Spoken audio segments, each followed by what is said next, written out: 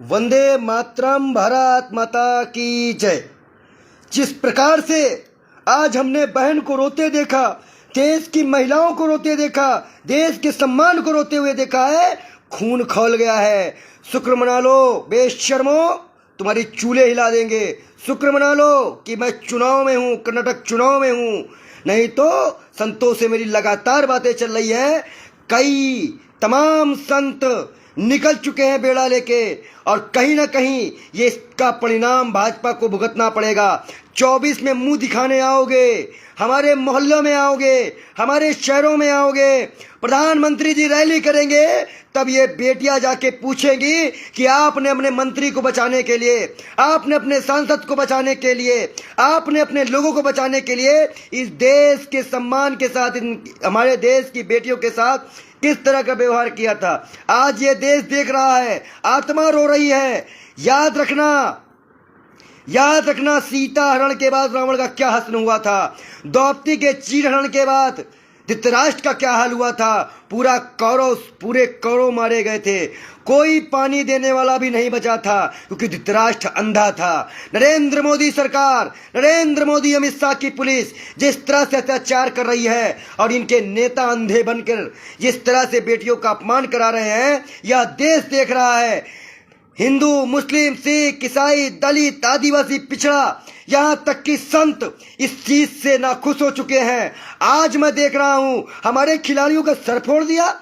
हमारे खिलाड़ियों को चाय नाश्ते में बुलाने वाले प्रधानमंत्री आज 7 NCR से निकल नहीं पा रहे हैं। इतनी बेशर्मी लाते कहां से हो। याद रखना वो दिन जब इन्हीं बेटियों ने अपने सम्मान को बचाने के लिए देश का मान बढ़ाया था। आज वो अपने सम्मान को बचाने के लिए धरना दे रही हैं, जंतर मंतर पे बैठी हुई हैं, लेकिन ये बेशर्म सरकार कहीं ना कहीं अत्याचारी हो चुकी है। मैं फिर बोलता हूं, अगर भाजपा के पास योगी आदित्यनाथ है तो कांग्रेस के पास ये बाल योगी है।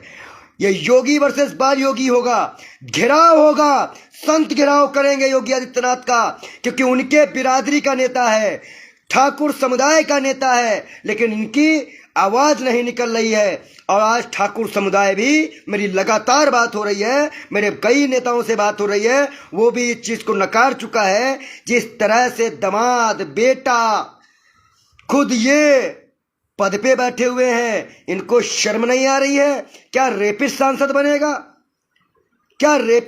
बनेगा? उसका बेटा विधायक बनेगा? ये अत्याचारी सरकार को जड़ों से निकाल फेंकेंगे।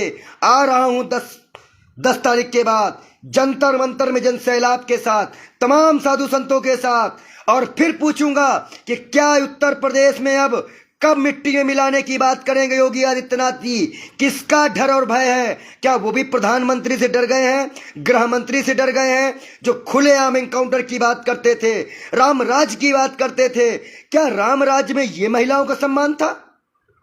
ये सवाल जनता है। और आज गोदी मीडिया से सवालों के जरिए जिस तरह से हमारी एक साक्षी जोशी जी बहन है, जो पत्रकार है, उनके कपड़े फाड़े गए। दिल्ली पुलिस कपड़े फाड़ेगी, दारू पी के वहां की प्रोटेस्ट को हटाएगी, मारपीट करेगी, अत्याचार करेगी। अरे क्या खून नहीं खोलना है युवाओं? तोड़ डालो इस देश के नियम कानूनों को, लोकतंत्र को बचाने के लिए सड़कों का आह्वान करो। एक निर्भया के लिए हम सब सड़क पे आए थे, आज हमारी कई निर्भया बहन बैठी है जंतर मंतर पे। उनकी आवाज बनो। इस देश में इन महिलाओं के साथ नहीं, कई महिलाओं के साथ हुआ। और दिल्ली पुलिस ने किसके साथ अत्याचार नहीं किया?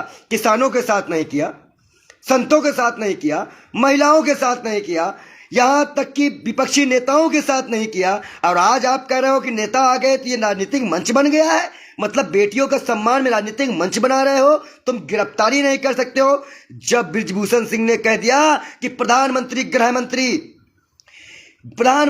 मंत्री कहे तो मैं इस्तीफा दे दूं। मुख्य प्रधानमंत्री जी, अगर आपकी बेटी होती और आपके बेटी के साथ ऐसा हुआ होता, तब भी क्या आप मौन रहते? क्या देश में सभी मान सम्मानित जितने भी लोग हैं, क्या वो चुप होके बैठेंगे? क्या वो आवाज नहीं उठाएंगे? क्या उन बेटियों के दर्द के साथ नहीं खड़े होंगे? मैं सभी पत्रकारों से, गोदी मीडिया से कहता हूं, डिबेट चलाओ, प्रधानमंत्री को बुलाओ, वीडियो कॉन्फ्रेंस करवाओ, आज आपके कपड़े फाड़े जा रहे हैं, गोदी मीडिया के कपड़े फाड़े जा रहे हैं। अरे गोदी मीडिया, तुम्हें गो बैक के नारे लगाए जा रहे हैं। अब तो अपनी इज्जत बचा लो, लोकतंत्र के चौथे स्तंभ की लाज रख लो। याद रखना, याद रखना, एक एक आंसू का हिसाब लिया जाएगा। खून से भरे आंसू हैं ये। मैं मजबूर हूं, चुनाव में भी हूं। कर्नाटक का चुनाव है, लगातार मीटिंग है, लगातार दौरे हैं, लगातार है। याद रखना, कर्नाटक से तुमको साफ करके दिल्ली में साफ करने आ रहा हूं। 24 के चुनाव में जब तुम वोट मांगने आओगे तब तुमसे सवाल किया जाएगा कि क्या यही राम राज्य था? क्या बेटियों के लिए यही राम राज्य तुम लेके आओगे? ये समझदार है, ये युवा है। 59 करोड़ युवा एक तरफा वोट करके कांग्रेस को अपनी इज्जत आबरू बचाएगा। और कांग्रेस पार्टी आने के बाद, सरकार आने के बाद, इन सारे बेशर्मों की जगह एक ही जगह होगी, वो जगह जेल है। और इनको जेले में ठूस कर इनसे हिसाब लिया जाएगा। हम निर्भया को नहीं भूले हैं, हम हाथरस नहीं भूले हैं, हम कुलदीप सिंह सेंगर नहीं भूले हैं, हम और भी मुकदमे नहीं भूले हैं, हम बेटी को जलते हुए नहीं भूले हैं। हमने किस तरह देखा कि अभी लोग आत्मदाह करने पे मजबूर हुए हैं। प्रधानमंत्री इतने संवेदनशील हो गए, क्या उनके बच्चे नहीं है तो उनको किसी के बच्चों का दर्द नहीं सुनाई दे रहा है? ये हरियाणा के नहीं है, ये हिंदुस्तान के खिलाड़ी हैं। ये विश्व के हमारा स्थान, हमारा नाम, मान, सम्मान बढ़ाने वाले हैं। और ऐसे खिलाड़ियों पे हमें नाज है। और ऐसी सरकार को मुंह तोड़ जवाब देने के लिए ये बाल योगी आह्वान करता है। आज एक तरफ राजा है और एक तरफ ये गरीब बाल योगी महाराज है। आपको तय करना है कि आपको हमारी आवाज बनके इस देश में लोकतंत्र को बचाना है, इस देश में बहन बेटियों की लाज बचाना है, उनके आंसुओं का हिसाब लेना है कि आपको ऐसे बेशर्मों का साथ देना है। तय आपको करना है, निश्चय आपको करना है। दृढ़ संकल्प हो के इस सरकार के खिलाफ आवाज उठाइए। मैं अपनी जान की बाजी लगाकर, मैं कर्नाटका से लेकर, कर्नाटका में मुझे बहुत से लोगों ने कहा कि पंडित जी आपको क्या लग रहा है? मेरे आंख से आंसू नहीं रुक रहे हैं, मैं रो रहा हूं, तड़प रहा हूं, किलस रहा हूं, मेरे दम घुट रहा है कि मैं कितनी जल्दी जंतर मंतर पहुंच के अपनी आवाज को बुलंद करूं, अपने आवाज को ललकारूं, इस सरकार को होश ठिकाने लेके आऊं। लेकिन मैं मजबूर हूं, मैं आ रहा हूं 10 मई को। लगाओ तोपे बंदूके, लगाओ बेशर्मो अपनी आग। और दिल्ली पुलिस, याद रखना, तुम्हारे घर में भी बहन है, तुम्हारे घर में भी बेटियां हैं, तुम्हारे घर में भी तुम्हारी पत्नी है। ये आगाज है। और आज देश की हुकूमत जिस प्रकार से देश के नौजवानों पे, देश के किसानों पे, देश के युवाओं पे, हम देश साधु संतों पे अत्याचार कर रही है, आज लोकतंत्र का काला दिन है। क्योंकि आज धरने पे बैठी महिलाओं को भी उठा दिया गया। जिंदगी में कभी भारत का ऐसा काला दिन नहीं आया जब माइक बंद कर दिया गया हो, बेटियों को उठा दिया गया हो, 100 से ज्यादा किसान मार दिए गए हो। और उसके बाद कहा गया हो बेटी पढ़ाओ बेटी बचाओ।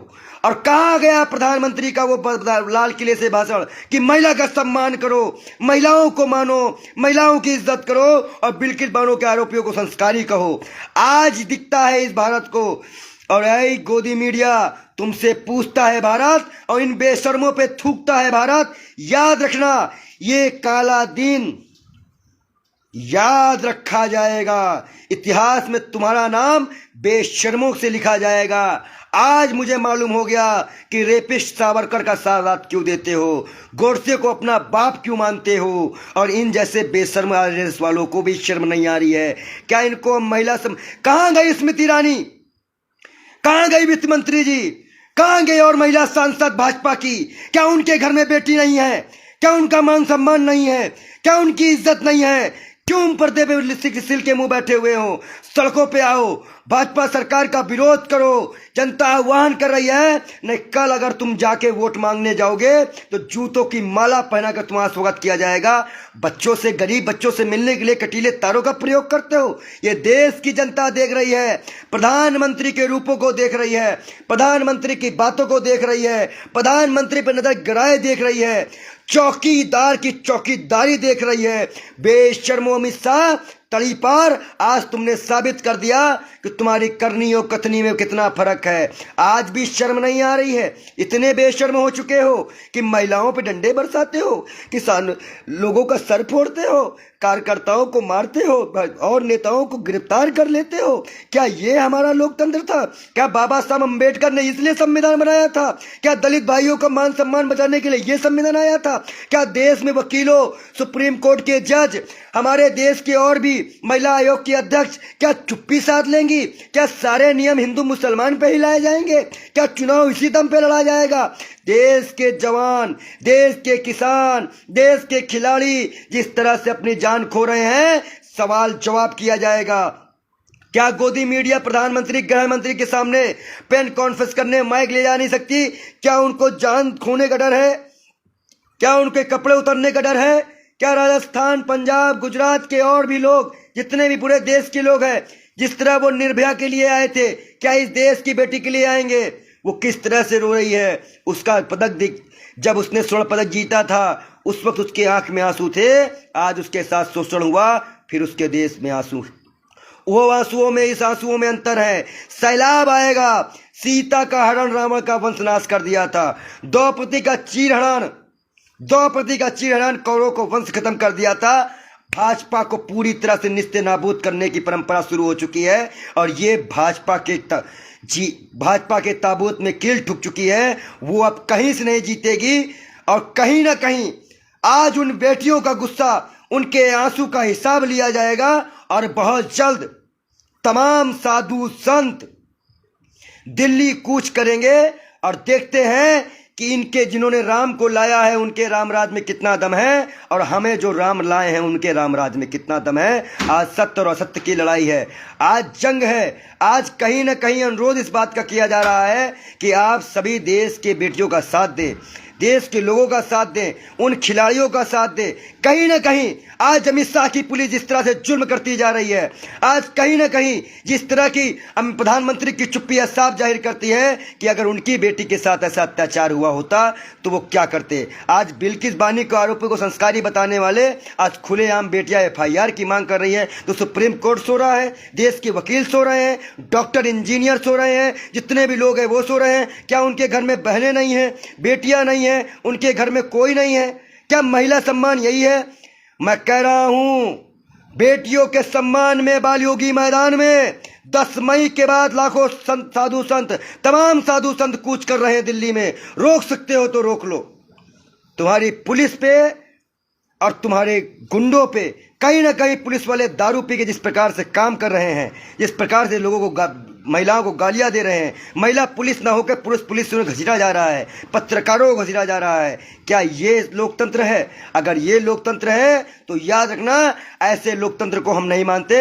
हम बाबा भीमराव अम्बेडकर के लोकतंत्र को मानते हैं, उस संविधान को मानते हैं और उसी संविधान को लेते हुए आज इस देश में कहीं ना कहीं जिस प्रकार से संतों ने इस प्रकार से आवाज उठाई है, तमाम साधु संत मेरे संपर्क में हैं, लगभग लोगों से मेरी बात हो रही है। कई भाजपा के नेताओं ने भी विरोध जताया है, पर खुले मंच से वो विरोध करेंगे तो उनके भी इस्तीफे, उनके भी लाठियां, उनके ऊपर भी एनकाउंटर के मामले चल रहे हैं। इसलिए भी हम सबको एक साथ लेकर आह्वान करते हैं। फिर याद करिए, अगर उनके पास योगी आदित्यनाथ है तो कांग्रेस के पास बाल योगी है। याद रखना, योगी वर्सेस बाल योगी होगा और संत समाज योगी सरकार से सवाल पूछेगा कि क्या अब भी मिट्टी में मिलाया जाएगा। धन्यवाद।